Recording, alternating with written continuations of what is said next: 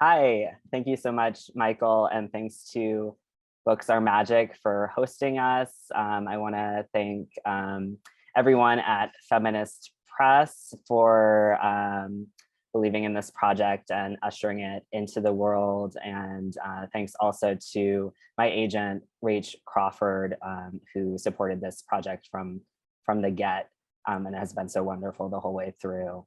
And I'm so honored to be here with Andrea and Sandra, both of whom I hold in such high esteem and who I am really grateful to call my friends.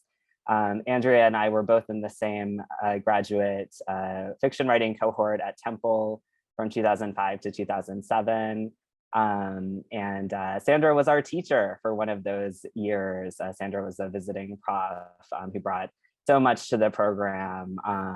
And I've learned an incredible amount from both of them.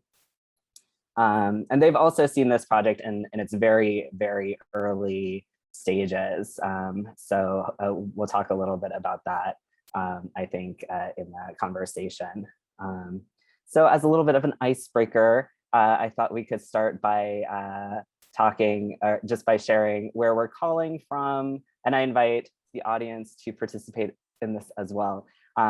So where are you calling from, and what mysteries are you in the midst of right now? And I'll start. I am calling in from Brooklyn, and I am currently working on the mystery of the missing paycheck. It was supposed to be in my bank account this morning, but when I looked, it wasn't there. I don't know where it is, but I'm gonna get to the bottom of it. Sandra or Andrea? Okay, I'll start. I'm calling from California. I'm here visiting my mother, so I don't know, like the mystery, right now I'm having the mystery of the missing mystery, like is anything mysterious anymore? But Andrea and I were talking about, we kind of semi-agreed that we would both share the mystery of the rashes that we have, so. So I should jump in and say I have a mysterious rash. My girlfriend says that's gross. And I said, this is gonna be a whole event talking about bodies. So it's like super on theme. I seem to have poison ivy, but as a resolute endorsement, it's mysterious to me how I got it. But I think it might have been, it may have come from a field that my kid was climbing in and then climbed on my shoulder. So be like one, but it is really mysterious. I've never had poison ivy in my life, so yeah. Sandy's rash is much more interesting. Well, yeah, I mean, theoretically, I mean, this is also very gross. So I think it's sea lice from swimming in the ocean, and sea lice are organisms that lay their eggs in your skin, but since you're not their natural host, the eggs just die. And most people somehow are okay with this and that their skin doesn't react, but some people are allergic, and I've many times had the sea lice rash. So I believe that's the gross thing I'm suffering from. I'm not sure if it's mysterious though. Now I'm back with no mystery. Mystery of embodiment is the mystery whose depths we will plumb tonight or this afternoon. Yeah, the mystery of being a sea louse's grave. Oh, yeah. Wow, amazing. I think I had that last year. Well, a form of swimmer's itch. I don't know if it was exactly the same thing. It was really upsetting and lasted a long time. Who says Zoom can't be intimate? What'd you say? Who says Zoom can't be intimate? Well, thank you for sharing that. And I love these mysteries that are popping up in the chat. These are all amazing. Speaking of mysteries, I'm gonna read just a few, just the start of the title story in my book. So the book starts with Margaret in high school, and she's mourning the demise of her detective club, Girls Can Solve Anything. And the book moves back and forth between her time in high school and these middle school mysteries. So I'll read just a few minutes from this one. Girls Can Solve Anything, number 49. Margaret and the Mystery of the Missing Body. Chapter 1. People are not who they seem. In my ongoing career as a girl detective, I have learned this again and again. Whether bumblingly or with shrewd calculation, people go about their lives with any number of secret selves knocking around inside them. Private layers vibrating deep within, in some cases, just past the surface of the skin. Sometimes I imagine that with the right kind of binoculars, you could see just about anything, including the inner workings of your closest friends. It was 5:32. Gretchen was late, again. She'd been late to our last 3 meetings. This was very unlike Gretchen, though I guess it was becoming like Gretchen, and it was extremely annoying. What was worse, she responded to my inquiries with insulting vagueness. I didn't know what was going on, but I was determined to get to the bottom of it. Along with Gretchen, the other members of Girls Can Solve Anything are Angie Stern, Gina Castle, and me, Margaret Worms. We founded GCSA, a detective club for girls sleuths, the summer before 7th grade. In a year and a half, we've solved almost 50 cases. We've rescued drugged children from the hands of their devious grandmother. See number 1, Margaret's Bad Idea. Confronted the vengeful spirits of Confederate soldiers. See number 8, Angie and the Ghosts of Hollywood Cemetery. And ensured that confused dinosaurs did not return to Shady Bluff. See number 11, Gina and the Prehistoric Portal. In the process, we've teased one another and laughed a lot. Now we're in 8th grade and 13 years old, no longer girls, yet not really women, a challenging time. The clock flipped to 5:33. Now Gretchen was more late, and I alone seemed to care. Gina and Angie were preoccupied with exchanging intel pertaining to their crushes and the upcoming dance. I was frustrated. We had active cases. Mrs. Studebaker's stolen camera, Harry Sousa's missing and potentially dangerous python, not to mention the disappearance of Melanie Flowers. Our investigations in that case had dragged to an embarrassing halt. With so much club business to attend to, we had no time to waste on the likes of Jake Miller, but waste it we were. He had sat next to Angie in math, and she felt sure this was evidence he liked her. He said, "Hey." "Hey?" I repeated, disbelieving. "Yeah, like this." She slumped down and gave me a curt nod. "Hey." "Yep, he likes you," said Gina. "He never sits up front." She popped a banana chip into her mouth and crunched. Angie glowed. I did not want to be a naysayer, but what kind of evidence was that? Skipping over important back character context. The whole thing was so tiresome. The dance. It was all anyone wanted to talk about. I guess the whole school had grown tired of Melanie Flowers, an 8th grader who had been missing since November. To be honest, so had we. We'd hit dead end after dead end. At this point, all we could do was speculate. "Sorry I'm late." Gretchen flew in, her dirty blonde hair streaming behind her. "I just passed by the weirdest thing. It looked like a brain." "Well," she laughed, "I guess we've seen weirder things." It was 5:36, but I grinned, my annoyance evaporating. Was Gretchen referring to giants, sorcerers, werewolves, telekinetic or invisible pets? Probably all of the above, and she was right. Shady Bluff was overrun with weirdness. I lifted the club magnifying glass, our unofficial gavel. I was about to call the meeting to order, but apparently the more urgent matter was whether Gretchen had a date to the dance. She yawned, something she was doing more and more, I noticed. "Nope." "Margaret, what about you?" I futilely lowered the lens. Of course I didn't have a date, they knew very well, because I, Margaret Worms, did not date. I had more important things to do than develop crushes on unworthy young men. Anyway, the more I heard about the dance, the less I wanted to go. It's not like I'd never been to a dance before, but something about this one was different. You know how when all skate turns to couple skate and you have to hold hands with a boy or get off the rink?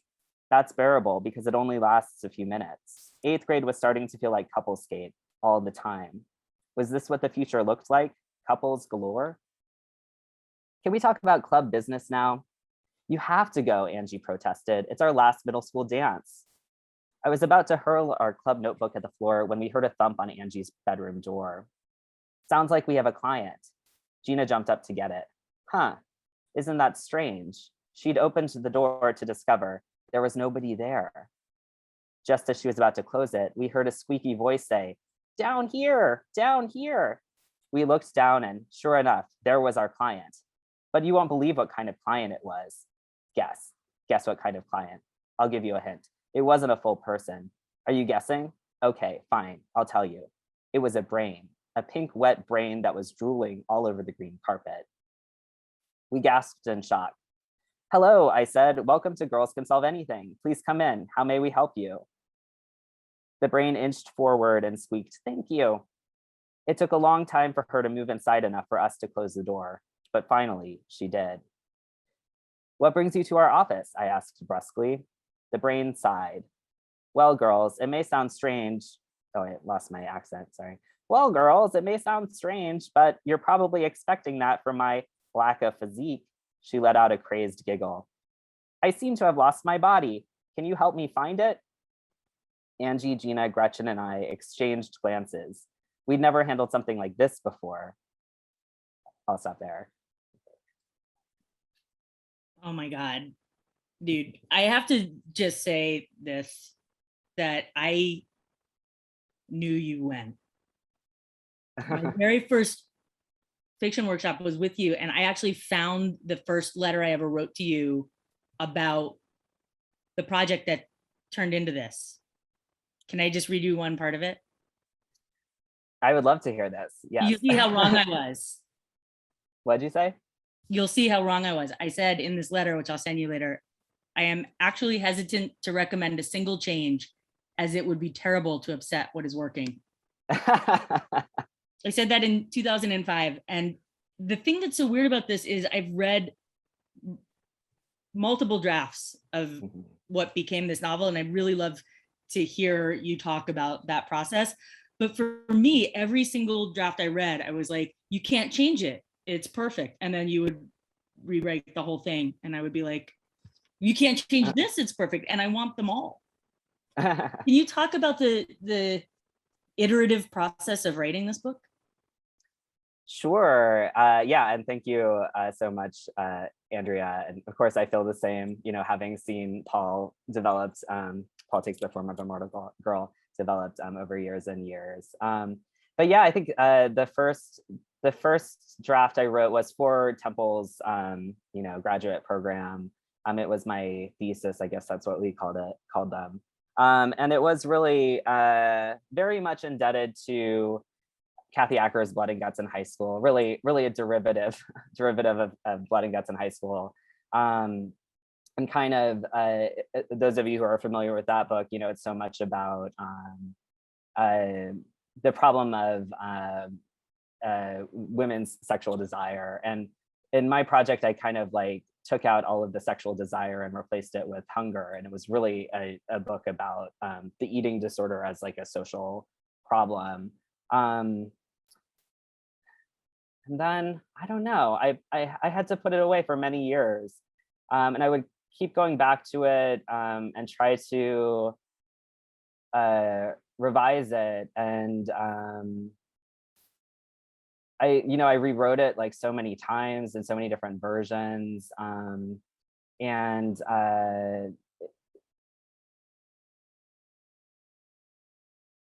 Yeah, I don't know. I think I just had to grow a lot as a person in order to be able to understand how to write this book. And part of that was, coming into a queer identity. Part of that was coming into a trans identity. And part of it was just like reckoning with, that sounds maybe too intense, but kind of just trying to understand my relationship to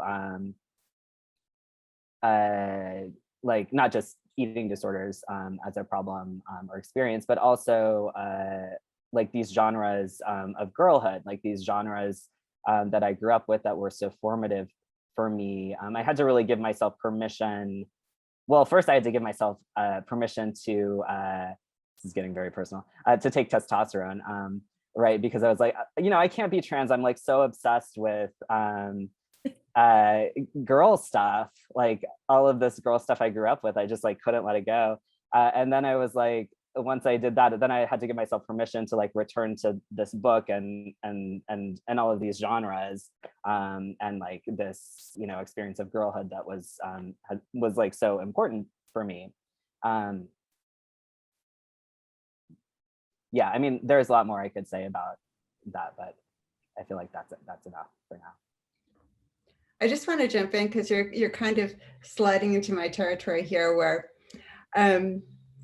like, one of the things that I found fascinating about your work from the very beginning, and one of the things that makes it most different from mine, is that you're explicitly grappling with how a person's identity and consciousness of the world is made of other people's culture that they're given. There's this stuff that you're given, and you have like a relationship with it, which can be defensive or hostile or even erotic. But somehow you read something as if it were about you, and therefore constitute yourself from the things that you consume. And I saw that like in this book, the layering of all of the ideas and the metaphors of like consumption and identity are so complex. And I wondered like if you could talk about that and how you achieve that. Okay, yeah, thank you for that question. Yeah, I mean, I think that's something I did pick up from Kathy Acker in the way that she kind of would appropriate different narratives and different actual texts, and kind of chew through them like from her own positionality. And it's something I've come to recognize as a queer practice as well, queer and trans practice, for, you know, taking these things, and I guess like a minoritized practice in general, you know, drawing on Munoz and this, you know, his theory of disidentification. But when you take these, you know, these texts and these cultural narratives that aren't maybe designed for you, and you take what you want and you let go of the rest, or you reconfigure it around your own positionality. So that's something that I think, yeah, was a very important part of the project. Yeah, and at first, like I did have, in earlier versions of the book, I had a more hostile attitude towards some of the genres that I was kind of working with. And I had to really kind of deal with that and let go of that hostility, and just remember how much I loved them. And studying fan fiction and thinking about self-insertion as a strategy too, which I picked up from Tom Cho, who's Look Who's Morphing is one of my favorite books. Yeah, I lost where I was going with that. But yeah, just coming into a new relationship to these genres, like the Babysitter's Club, I'll just name some of the genres, the teen problem novel, sick lit, eating disorder memoirs, yeah, all of the stuff that I used to have like a much more vexed relationship with. And now it's just like, you know, I feel like it is part of my literary identity. And just as long as we're on this subject, you were going to say something about what you learned about copyright law from the whole process of publishing this book. Oh yeah, just that it's not in our favor when we're trying to work with, especially like music and song lyrics and things like that. There used to be a much more, one of the sections used to involve more working with like song lyrics as like an integral part of the writing. But my editor advised me against that, because you have to pay for wait, what's the word? You have to pay for the permissions, or which can be very expensive, or you can get sued and slapped with a cease and desist. And it's not like any that's going to the artist, right? It's all going to the publishing houses. Yeah. Music publishing. Yeah, product. Yeah. Mm-hmm. Mm-hmm. Yeah. I had to do that too with Paul. I had to, like, I printed out a draft before I sent it to for Rescue, I just highlighted everything that was like a lyric, and I had to cut so much. But I feel like it made the writing better because I wasn't leaning on somebody else's work. And I mean, I loved the stuff about music in here so much. The Fiona Apple, the Lilith Fair stuff is really great and evocative. And I feel like the way that the characters are kind of, well, Margaret especially, but the way they talk about music and are kind of like creating their identities through fandom is so much a part of the book, but it maybe is coming out more clearly because you're not leaning on the lyrics as much. Yeah, I think that's probably true, and I'm glad I did that work. Yeah, I realized that in doing that work, I realized how much I was leaning on what were really like music, like long passages that were just like music criticism that ended up mostly getting cut. But it was a way to avoid, returning to high school and just like being with this character in high school during a time that was like just pretty depressing, and I just didn't want to go there with her. But I had to make myself do that. Mm-hmm. Yeah, I actually wanted to talk a little bit about the 90s, sort of, a question people ask me a lot, and I bet you'll get this too, is like, why is it set in the 90s? And to me, they're sort of like, who intends anything when writing fiction? Like, it's set in the 90s because it happened in the 90s. But I'm curious if in the course of writing and rewriting this book, if you've started to have ideas about what makes the 90s a particularly rich moment to think about bodies and gender and sort of, all girlhood. If you have thoughts on that have arisen, I'd be curious. Yeah, absolutely. Yeah, there's so much to say about that. And let me think. Yeah, I mean, one of the, I guess, like contradictions of the 90s that I think really impacted me as a young person and impacted many of my friends was just this contradiction between this like girl power slogan, which was like became a branding slogan basically. And the contradiction between that, like lots of my friends like had t-shirts that said girl power, that announced girl power, and in all of these various ways. But then also, at the same time, there was such a vicious like anti-girl, anti-women sentiment just everywhere. I'm currently watching American Crime Story, the new impeachment, and it's really interesting to watch the ways in which like Monica Lewinsky, for example, is like now taking control of that narrative and that experience. She was so slut shamed, she was fat shamed, during that time, and that's something that we all watched as kids. So yeah, that was one of the things that made, I think, the 90s really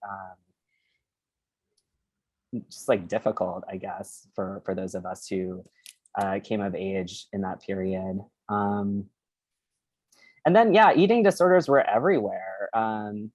Like every magazine, every talk show, all of the tabloids, you just couldn't get away from them.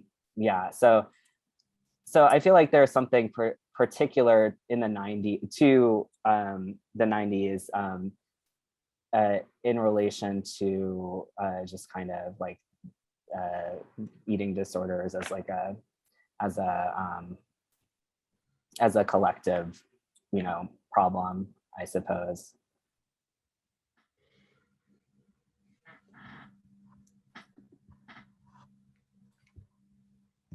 I wanted to ask you, there's something interesting. I noticed that there was a content note in the book, which I thought was a cool move, and it just also made me think a lot about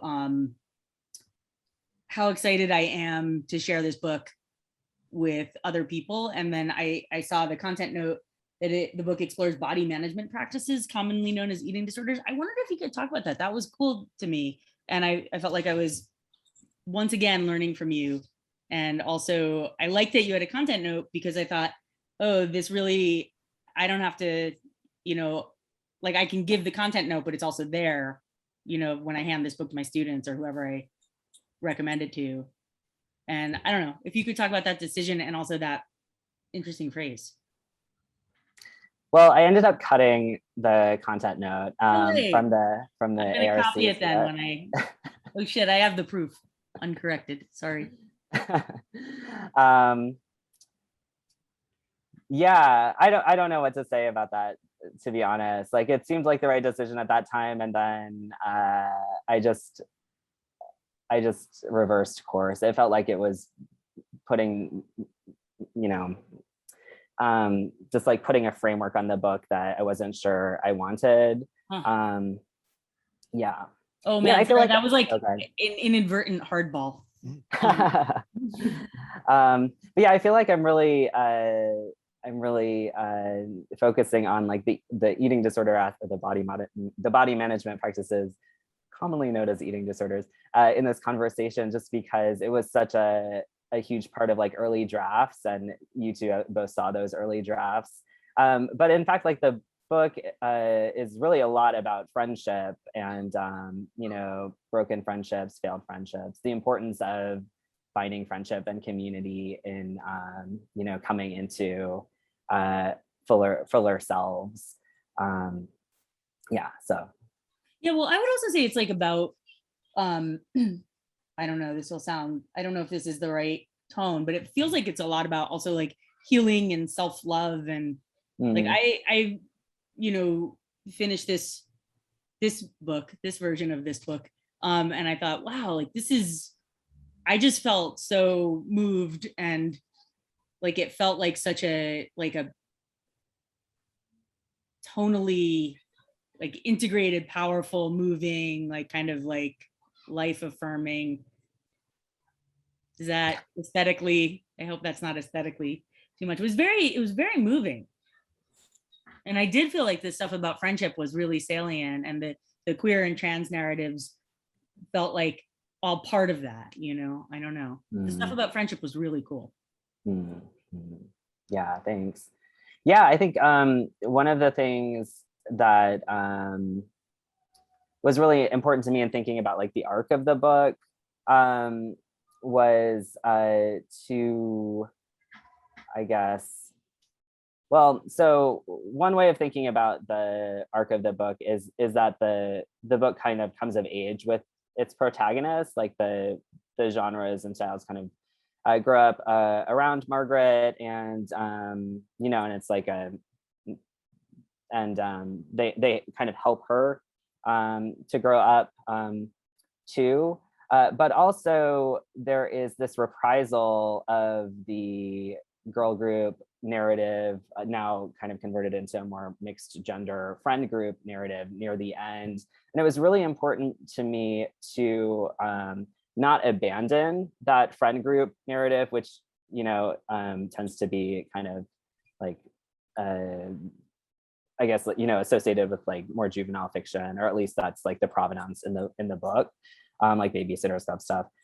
So when Margaret gets to return to that like friend group narrative, that was one way to resist the idea that like coming of age means like this like individual self formed in isolation. And I just really wanted to like center the importance of community and friendship to Margaret's growth as a person.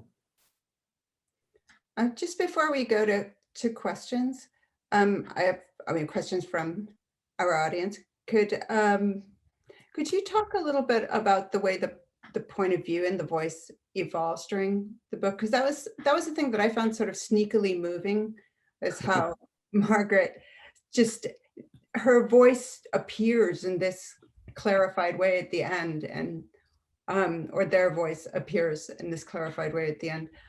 And it feels really transformational, and and really daring, like a really shocking move in that book. Yeah, thank you.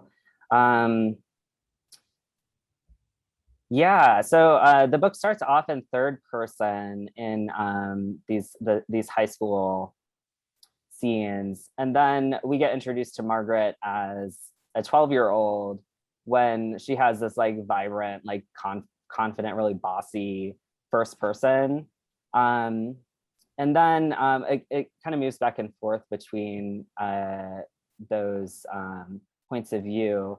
And then in the eating disorder treatment center section, what I call like the girl interrupted section, there's a shift to second person, which I think, I hope to create a sense of like, remove or dissociation. It's also a feature of a lot of memoirs about eating disorders or other, kinds of forms of mental illness or,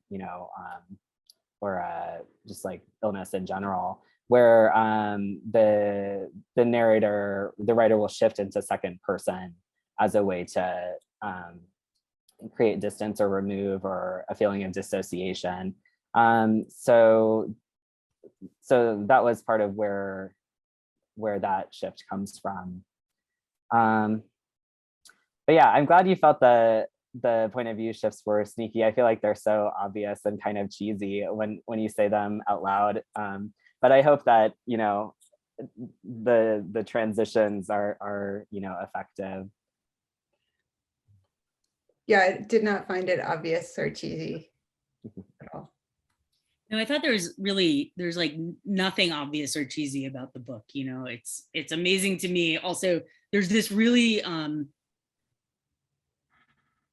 there's a very profound move that happens at the end that I'm not going to talk in any, spoilering detail about.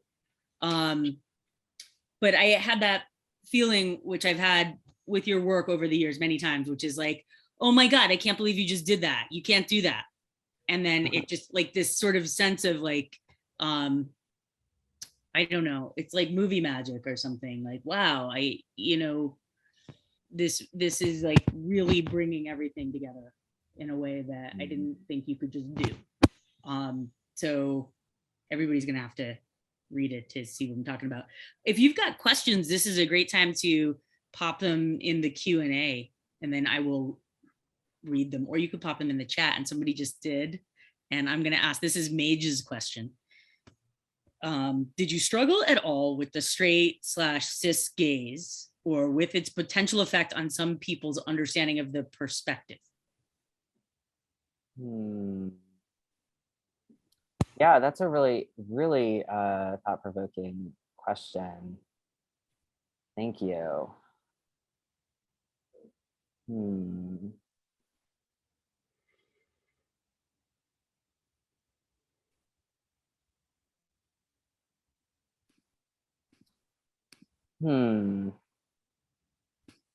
Yeah, I think well,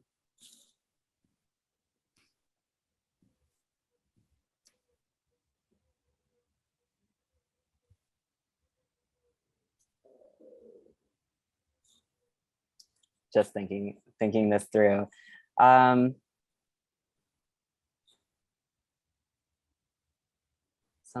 people's understanding of their perspective.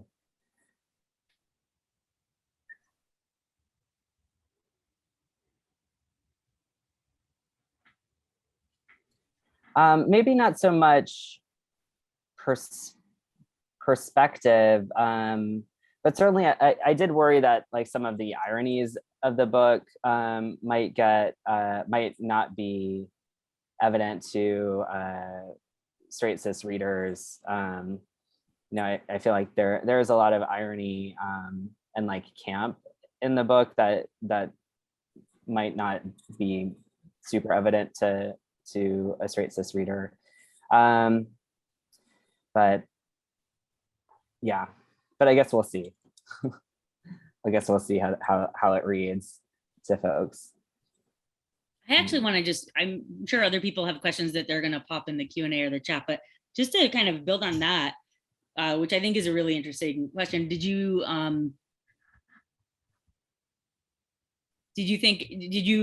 are there, oh, there's another question. I'm gonna ask my question later,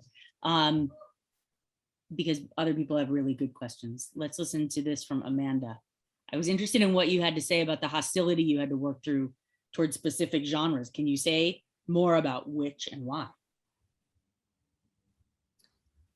Oh, sure. Yeah. Yeah. And I think this is something that I've worked through in other pieces as well, other works of fiction. For example, like I wrote this piece called Twins that, excuse me, involves a parody of the Sweet Valley Twins.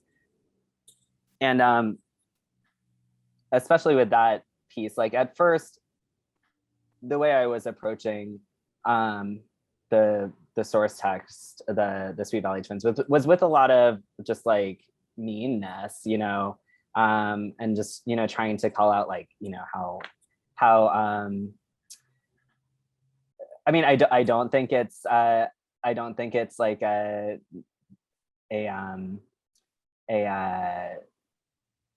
I mean, I guess it's like maybe could be described as like a superficial text, but it's, I don't know, it's like a text that's like very beloved and worthy of a lot of love, that whole series. Yes, Twins Forever. Thanks, Gina. Yeah, I had to really move. I just had to really like honor the fact that I did love these texts. I mean, I think it was like dealing with like a little bit of dealing with internalized misogyny probably, and just like how I related to these texts, especially, you know, being in like, you know, I wrote that when I was like in a PhD program and we were working with like, I forget what I was reading at the time, but like reading like history of the origins of the novel and stuff. So yeah, I just had to like turn from parody into sort of like a more fan fiction mode of like sort of celebrating and loving the text, and that was when I really like got the energy to like, you know, figure out what I was doing there. It's kind of interesting. It's like your fan fiction mode. I'm thinking about the feels as well as Twins. It is like, so it's like Kathy Acker does fanfic. It's not, you know, it's like a different.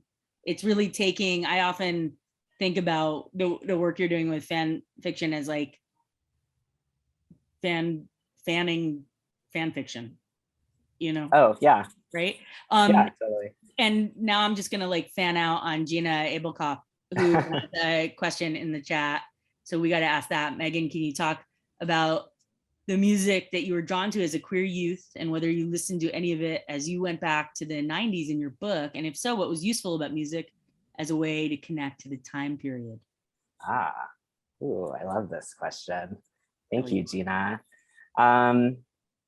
Yeah, I mean, as many of you probably know, I was a huge Tori Amos fan in my youth. In fact, I have a book coming out, here's a prop, next week about that time. And yeah, I mean, I think I definitely went back to Fiona Apple especially, and Outkast, and Missy Elliott, Tori Amos, and yeah, just a lot of 90s music and writing. And what was useful about music as a way to connect to the time period? One of the things that came out of like going back to that music and researching some of the origins of those like really amazing, brilliant albums from the time was just like how young the artists were when they produced them. Like Fiona Apple was in high school when she wrote Tidal. And it's been interesting to see her kind of go back with her most recent album to the songs, some songs that she wrote also during that time period when she was very young. And yeah, I was just thinking a lot about age and aging as I was returning to this book about adolescence as I was like about to turn 40. And I was just thinking a lot about the genius of young people Yeah, I'll just stop there. I feel like I'm starting to babble a little bit. No, it's so good. I'm going to ask this last question I see up here. And I don't know, I think we have time for at least this one last question. This is from Erica. In thinking about the shift in perspective, were there authors who inspired this craft element? I'm thinking of Justin Torres's We the Animals and Carmen Machado's in the Dream House. And I would just even add to that, like any other like influences, writers. Mm-hmm. Yeah, thanks, Erica. This is a great question. Definitely We the Animals was definitely influenced the point of view shifts. That's a text that I've studied really hard and I've taught it multiple times. And yeah, it does so many interesting things with point of view, especially in that last section, which does so much. And then, yeah, in the Dream House too. Yeah, I think most of my book was pretty much rolling out at the time that In the Dream House came out. But yeah, like I am so excited by the work she does, especially with second person in that book. And I'll also add Jean Thornton, whose new book works with the epistolary you in the most brilliant ways. And I really want her to write an essay about the epistolary you in transfiction, but that's just my hope. Yeah, Summer Fun is amazing. I love that book so much. I think we're sort of like coming to the end. If there's anybody who had one last question, we could probably take it. Or Sandy, I don't know if you had anything else you want to do. Well, as long as we're here, I was wondering, because Megan, you were talking about aging and how you were thinking about aging, like whether we can hope for an aging book now.